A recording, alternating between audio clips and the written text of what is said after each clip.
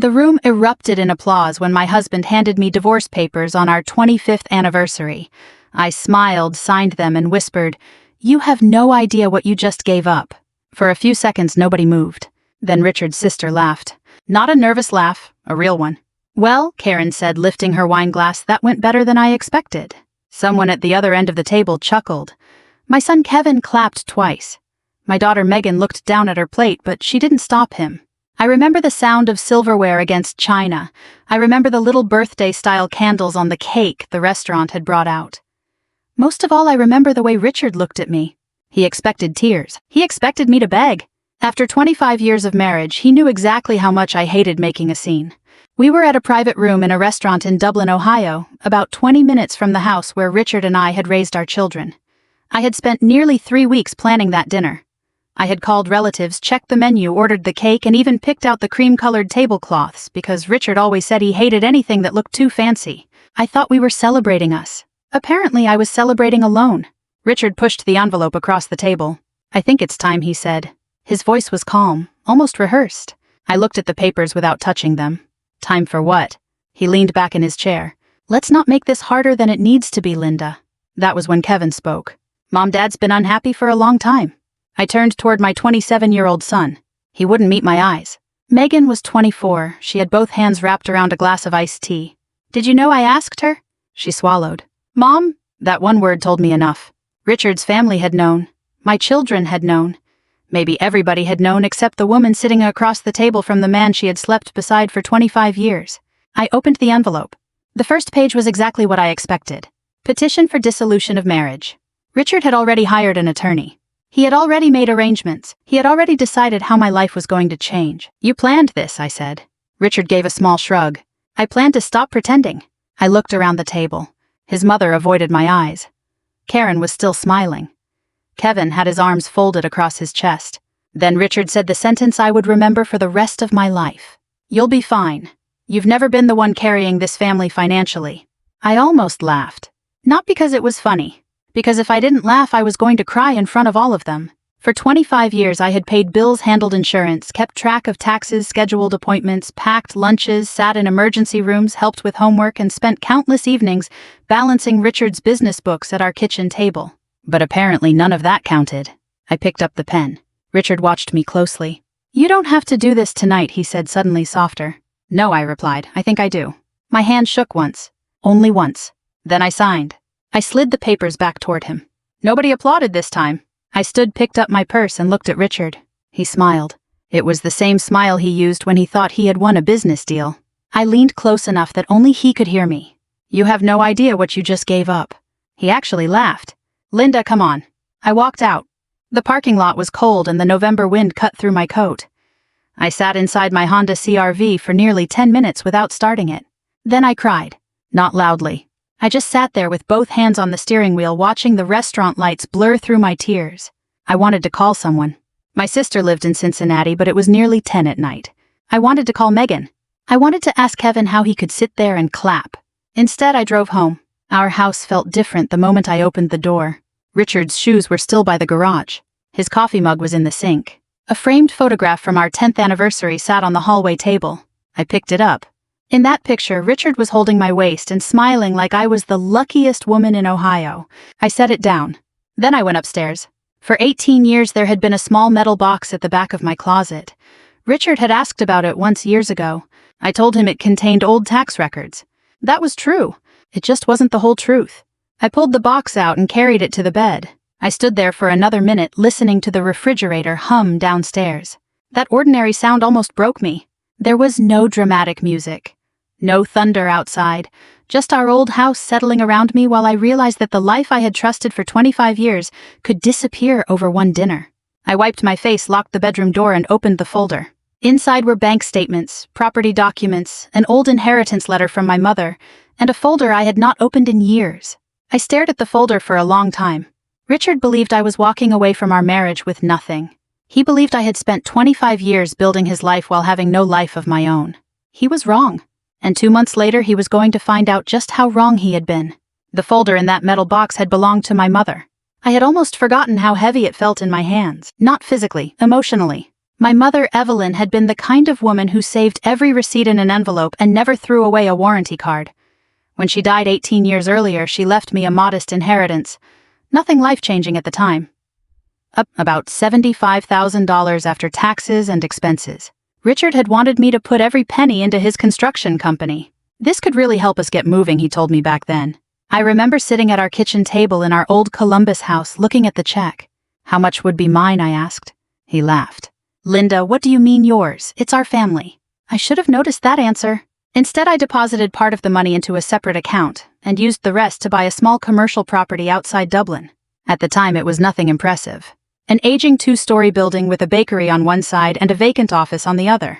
The parking lot had cracks running through it and the roof needed work. Richard thought I was crazy. You paid that much for this. It's in a growing area. He shook his head.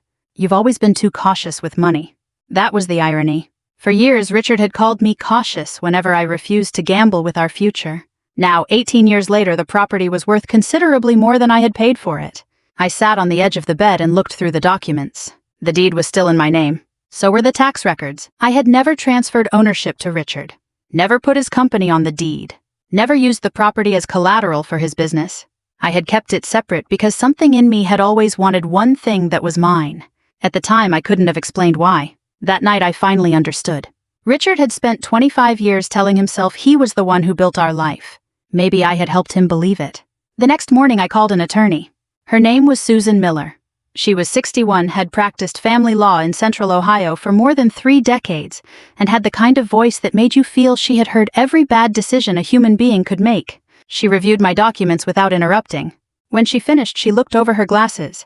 You own this property outright? Yes. Any loans? No. Any business agreement with your husband? No. Susan leaned back. Then don't volunteer anything. I almost smiled. That simple? No, she said. But that part is. She explained that divorce wasn't about who deserved what emotionally. It was about records, ownership, dates, accounts, and what could actually be proven. That was hard for me to hear. I wanted someone to look at everything Richard had done and simply say he was wrong. Susan couldn't do that. Instead, she gave me a yellow legal pad and started listing documents I needed to gather. Bank statements, tax returns, business records, property records, insurance documents, retirement accounts. I spent the next week digging through 25 years of paperwork. And with every box I opened, I found another piece of the woman I had been before Richard convinced me I was simply his wife.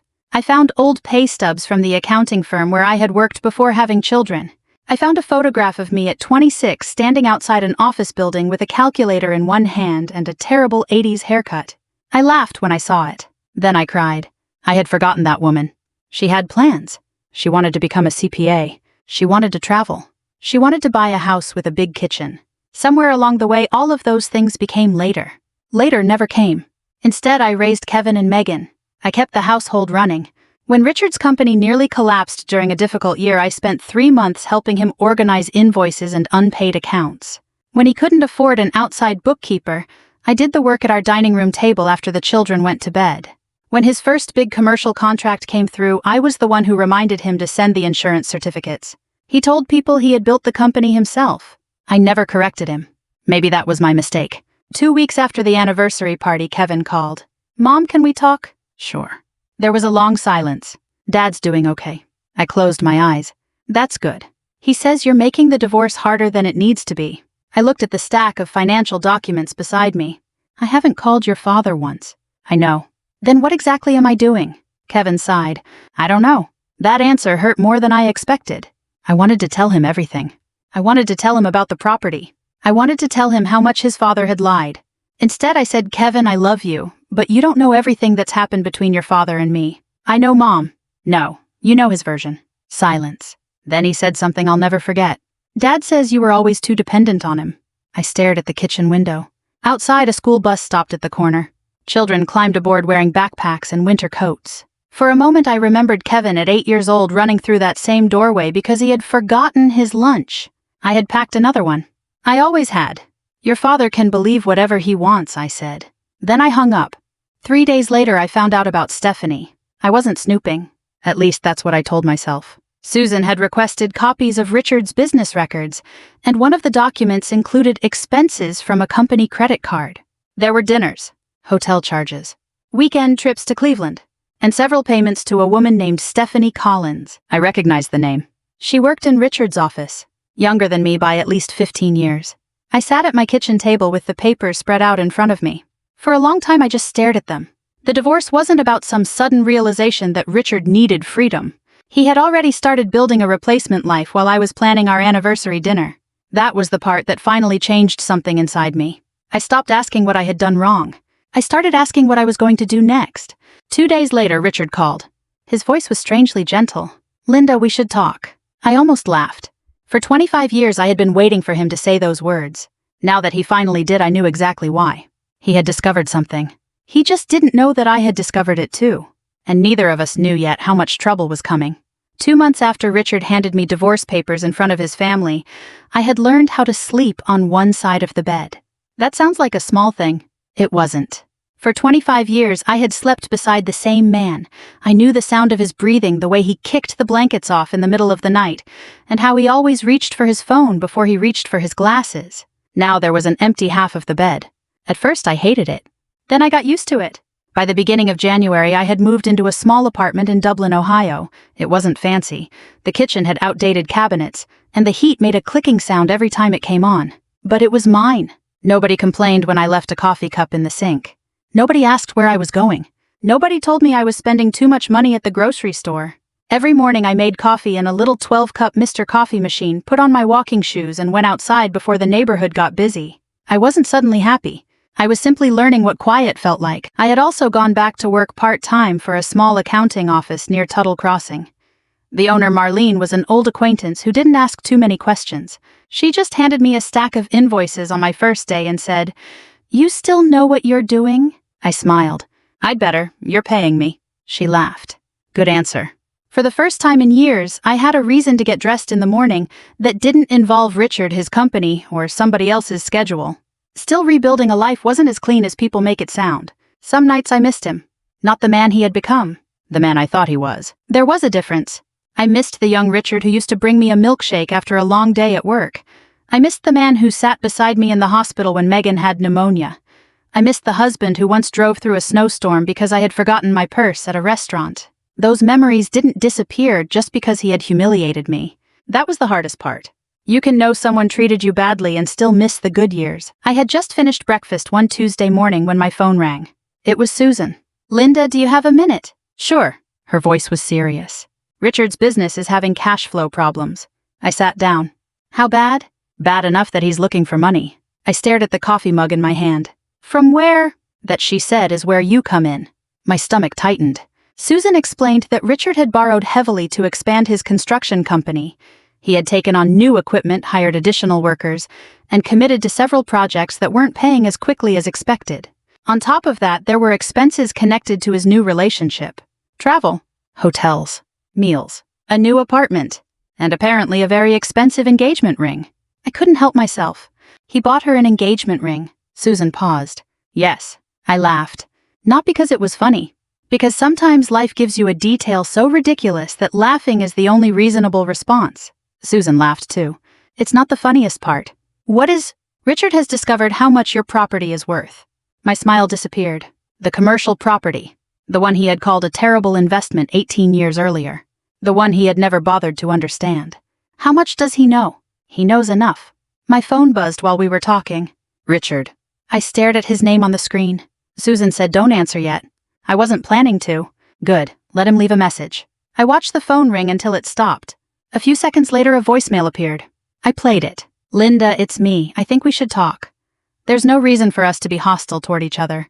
We were married for 25 years. I'd like to work something out that's fair for both of us." I looked at Susan. He sounds friendly. He's not calling because he misses you, I figured. 2 hours later, he called again. This time I answered. "Hello, Linda." "Richard." There was a pause. "I've been thinking about everything." "That sounds dangerous." He laughed awkwardly. "I mean it. I think we handled the divorce badly. You served me papers at our anniversary dinner." "I know. In front of your mother, your sister, and our children." I was angry. "You had already hired an attorney." Another pause. "Can we meet?" I almost said no. Then I remembered Susan's advice. "Okay." We met at a Panera Bread near Bridge Park. Richard arrived 10 minutes early. He was wearing the navy jacket I had bought him 2 Christmases ago. That irritated me more than it should have. He looked tired. Older. For a brief second I almost felt sorry for him. Then he started talking. I want to buy your property. There it was. Not an apology. Not regret. A business proposal. How much? He named a number. I stared at him. You're offering me that? It's fair. No, Richard, it's not. He leaned forward. You don't understand the situation I'm in. I understand it perfectly. You could make a very good profit. Not compared to what it's worth. He rubbed his forehead. Linda, I'm trying to make this easy. I almost smiled. You keep saying that. 'Cause it doesn't have to be difficult. I folded my hands on the table. You humiliated me in front of our children. You told everyone I wasn't financially capable of standing on my own. Now you're sitting across from me asking me to sell you the one asset you always told me was worthless. His face hardened. Don't make this personal. It became personal 25 years ago. He leaned back. You're really going to do this? Do what? Punish me. I shook my head. No, I'm refusing to rescue you. He stared at me. Then his voice changed. You were my wife. I looked directly at him. And you were my husband. He didn't answer. I stood. I'll let Susan handle anything else. As I walked toward the door, he called after me. You have no idea what you're doing. I stopped. For half a second, I considered turning around. Instead, I kept walking. That evening, Susan called. I found something. My heart sank. What? Richard has been trying to connect your property to his business records. I sat down. She explained that several old documents had been presented in a way that made it appear Richard's company had a financial interest in the property. It wasn't true. But if the paperwork had gone unchallenged, it could have created a serious legal mess. Can he take it?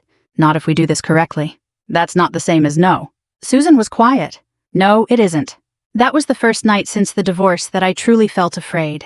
I had spent weeks imagining Richard regretting what he'd done. Now I understood something more important. He wasn't finished. And neither was I. I opened the folder containing the property records and spread every document across my kitchen table. For the next 3 hours, I read every page. I checked dates, names, signatures, account numbers. I found inconsistencies I'd never noticed before. By midnight, my coffee had gone cold. I was exhausted, angry, and scared. But I wasn't helpless. The next morning, I called Susan. I want every document Richard has submitted. Why? Because if he's going to tell his story, I want to know exactly what story he's telling. Susan was silent for a moment. Then she said, that's the Linda I remember. I smiled. For the first time in months, I felt something I hadn't felt since the night of the anniversary party. Not revenge. Not anger. Control. 3 weeks after Richard tried to buy my property for less than half its market value, I received an invitation I almost threw in the trash. It was for a company celebration. Richard's construction business was hosting a dinner at a hotel near Easton Town Center in Columbus. According to the invitation, the event was to celebrate a new chapter for the company. I read that line twice. A new chapter. I wondered if Stephanie had written it. Susan was sitting across from me at my kitchen table when I showed her the invitation. Are you going? She asked. No. She nodded. Then she looked at me. Are you sure? I knew what she meant. I looked at the invitation again. Richard had spent 25 years controlling the story. He had told his family I was dependent on him. He had told our children I was making the divorce difficult. He had tried to make my property look like part of his business, and now he was throwing a party to celebrate his fresh start. Part of me wanted to stay home. The other part was tired of hiding. I think I should go, I said. Susan raised an eyebrow. Then we do it carefully. I don't want to fight. Good. I don't want to embarrass him. Even better. I just want the truth on the table. She smiled. That's usually more effective. The night of the dinner, I stood in front of my bedroom mirror for nearly 20 minutes.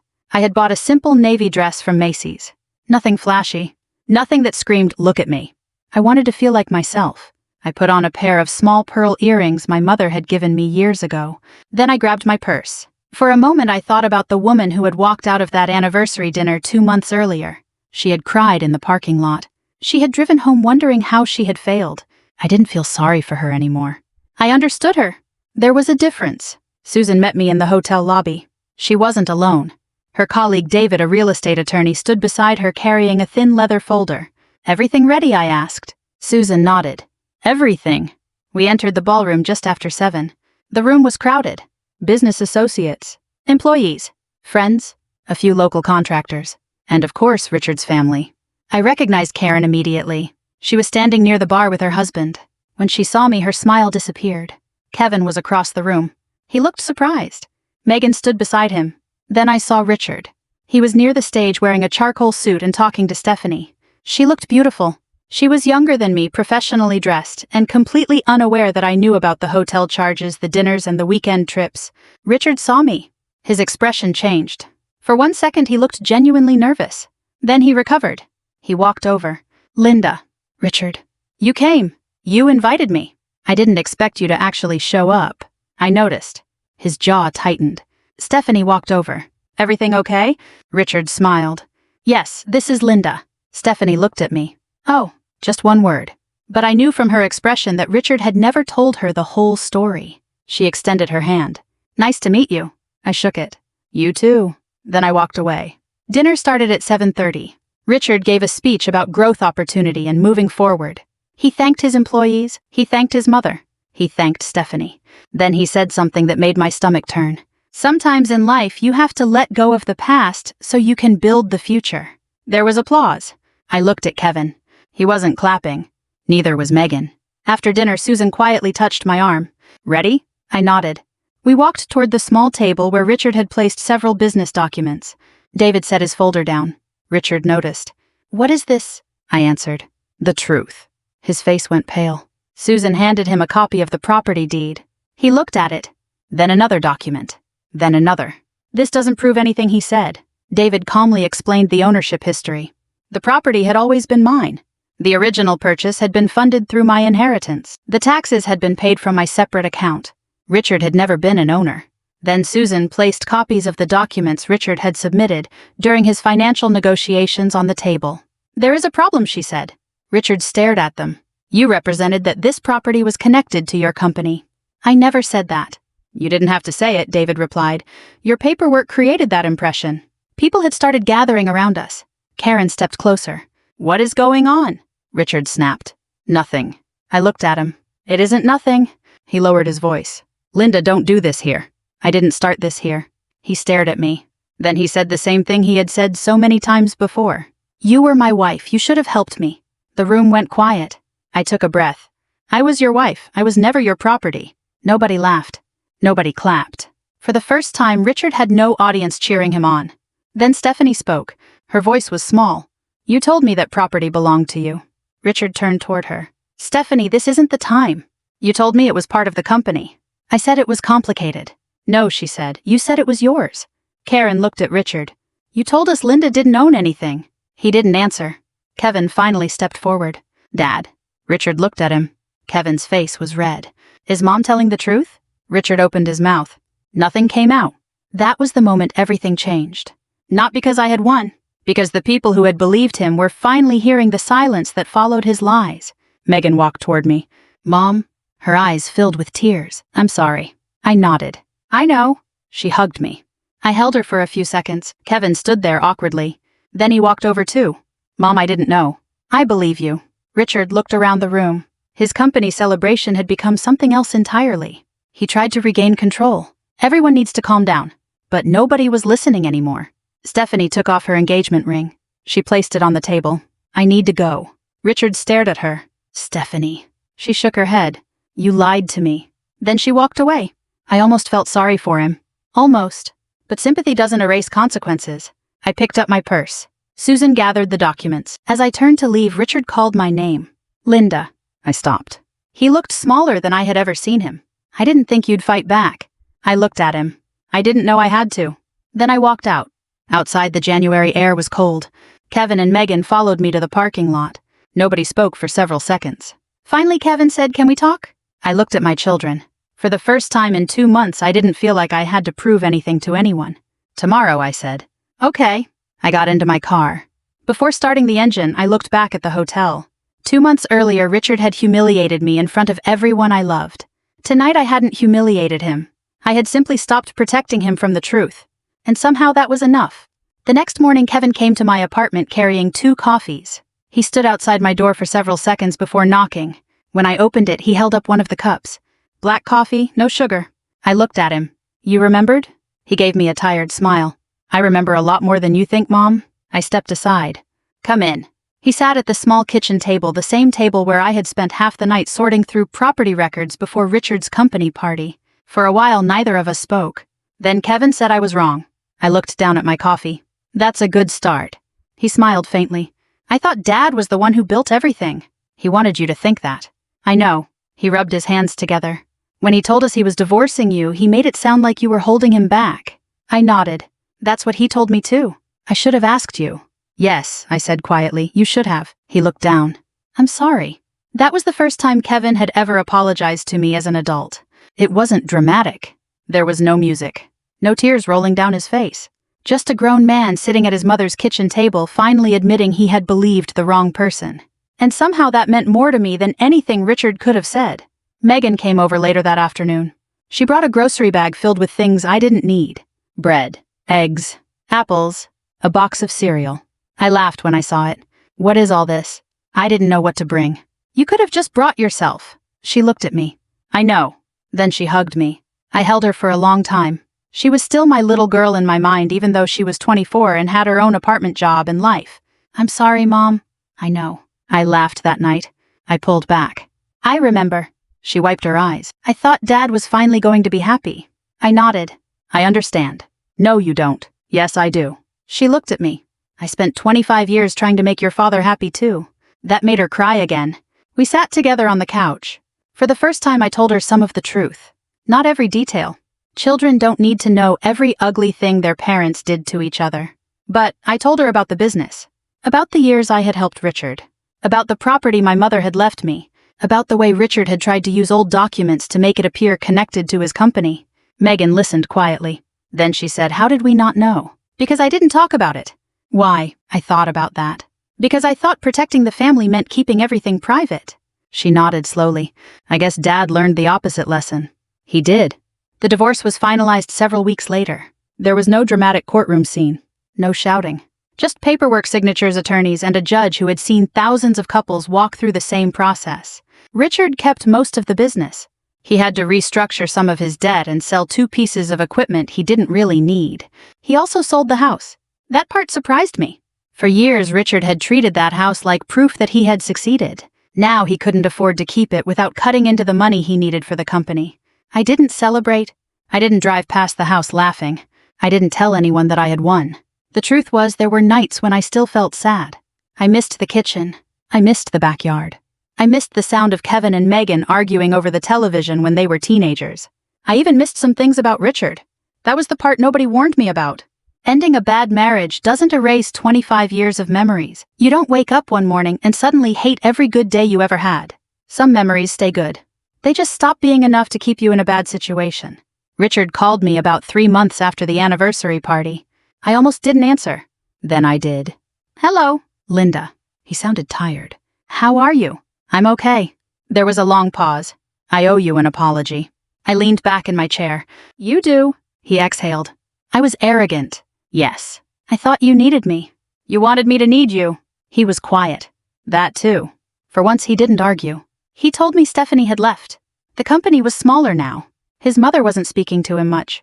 Karen had told him he had made a mess of everything. Then he said something unexpected. I kept thinking about what you said that night. I knew exactly what he meant. I figured you might. I didn't understand it then. And now, he paused. Now I do. I waited. You weren't talking about the property. No. I thought you meant money. I know. He swallowed. You meant yourself. I looked out the window. Yes. He was quiet for several seconds. Then he said I gave up the person who was there before I had anything. I didn't answer. I was so focused on what I thought I deserved, he continued, that I forgot what you had given me. I could have said many things. I could have reminded him of every sacrifice. Every late night. Every Christmas. Every hospital visit. Every time I put my own plans aside. Instead, I said I hope you remember that next time. There won't be a next time.